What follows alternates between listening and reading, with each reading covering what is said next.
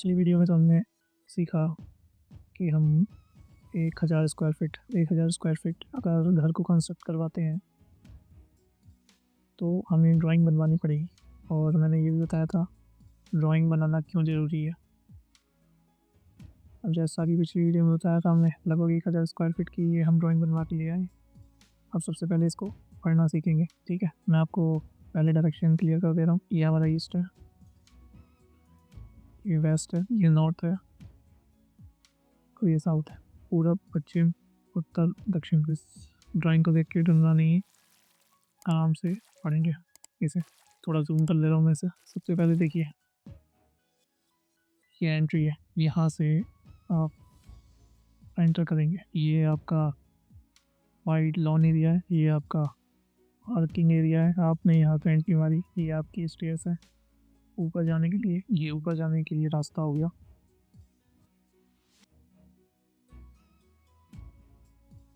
ये हमारा main door है। अब हम क्या करेंगे, इस डोर को खोलने के बाद हम यहाँ एंटर करेंगे।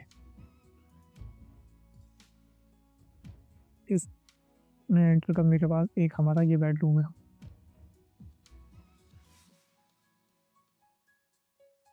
ये हमारा लिविंग रूम है, यहाँ पे सोफ़ा वगैरह पड़ेगा। ये हमारा ओपन किचन है। ये हमारा टॉयलेट है। ये हमारा एक और बेडरूम है। ये हमारा एक मास्टर रूम है, बेडरूम। ये हमारा एक और दरवाज़ा है और ये OTS है, ओपन टू स्काई। मतलब इसके ऊपर स्लैब नहीं है, ये ओपन है।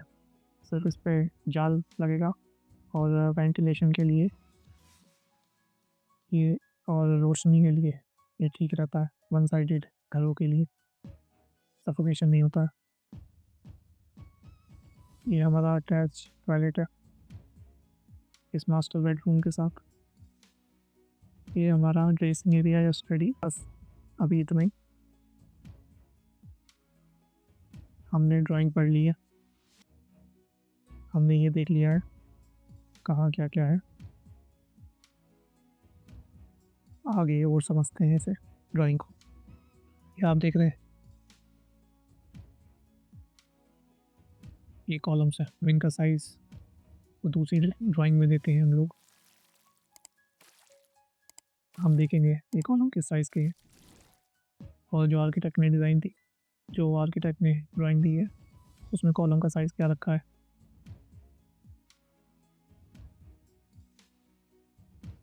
ये देखिए, ये भी OTS है।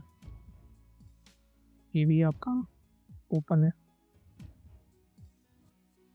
इस पे भी स्लैब नहीं है। ये भी वेंटिलेशन के लिए है, ऊपर जाल लगेगा या फाइबर लग जाएगी रोशनी और हवा के लिए। ये साइन जो है वो डोर्स का है। ये हमारा डोर है। ये साइन हमारी स्टेयर्स का है। ये किचन का लैब है। चलिए मैं ये सारी चीज़ें इरेज कर दे रहा हूँ, लगभग लगभग आपको बता ही दिया सब कुछ। ये हमारा 22.5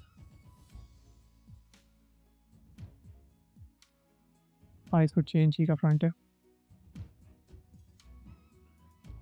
और इसकी 45 फीट गहराई है। यहाँ से आप लगभग ड्राइंग पढ़ना तो सीख ही गए। आगे मैं और डिटेल में बताता जाऊँगा जैसे हम इसकी क्वांटिटी निकालेंगे तो सब कुछ बताता जाऊँगा। अब आपने ड्राइंग पढ़ना सीख लिया है, आपके पास ड्राइंग भी आ रही है। अब आपको करना क्या है, तो आपके पास ड्राइंग है। सबसे पहले आपको घर को कंस्ट्रक्ट कराना है।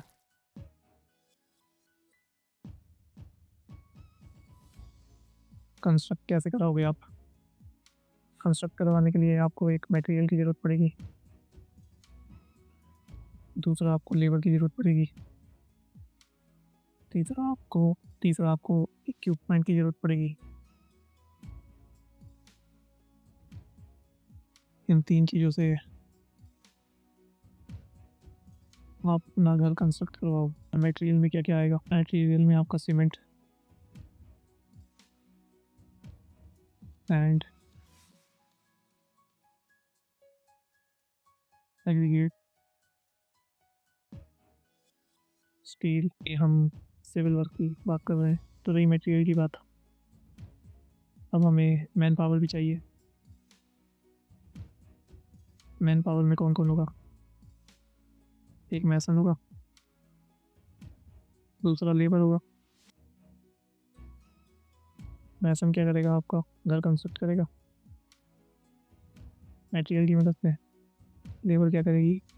इसकी हेल्प की करेगी। इस मैन पावर को कुछ इक्विपमेंट की ज़रूरत पड़ेगी, जिसे औजार बोलते हैं आप। वो ऑलरेडी इन लोगों के पास होंगे या आप लोगों को ख़रीद के देने पड़ेंगे।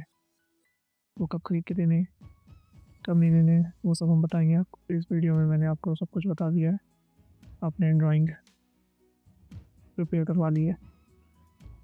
अब आपको मटेरियल चाहिए, लेबर चाहिए, इक्विपमेंट चाहिए। मटेरियल में आपको सीमेंट, सैंड, एग्रीगेट, स्टील चाहिए। अब सवाल आता है कितना सीमेंट चाहिए, कितना सैंड चाहिए, कितना एग्रीगेट चाहिए, कितना स्टील चाहिए, और एक हो गया ब्रिक, कितनी ब्रिक्स चाहिए। ये आने वाली वीडियो में हम देखेंगे। वीडियो बनाएंगा मैं हम कैसे सीमेंट की क्वांटिटी निकालेंगे। मतलब 1000 स्क्वायर फीट हाउस में कितना सीमेंट लगेगा, कितनी ब्रिक्स लगेंगी, कितनी सैंड लगेगी, कितना एग्रीगेट लगेगा, और कितना स्टील लगेगा। ये सब हम निकालेंगे।